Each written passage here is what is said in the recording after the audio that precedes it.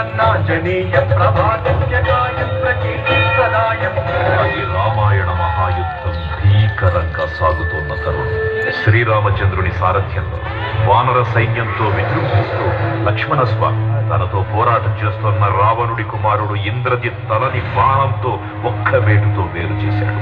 ఇంద్రజిత్ మరణ వార్త విన్న రావణుడు ఆవేశంతో ఊగిపోయాడు. ప్రతీకారం కోసం పాతాళ లోకాధిపతి తన సోదరుడు అయినటువంటి మహిరావణుడి సహకారం కోరాడు.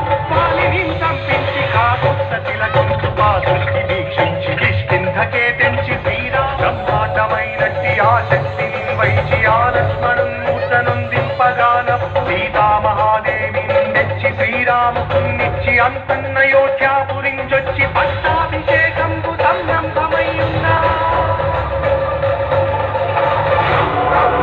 రక్తవర్ణం దినకరవదనం తీక్ష్ణవస్త్రాకరాళం రం రం రం రమ్యతేజం గిరిజలనకరం కీర్తి పంచాదివక్రం రం రం రం రాజయోగం సకల శుభనిధి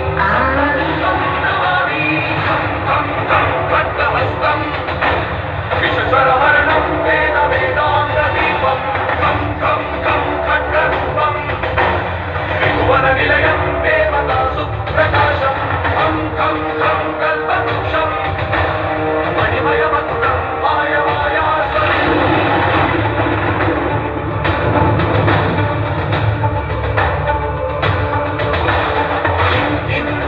ఇంద్రవద్యం జననిధి కలనం సౌమ్య సామ్రాజ్యనామం సిద్ధియోగం జన సదయం కార్యపూజార్చితాంగం సింహనాదం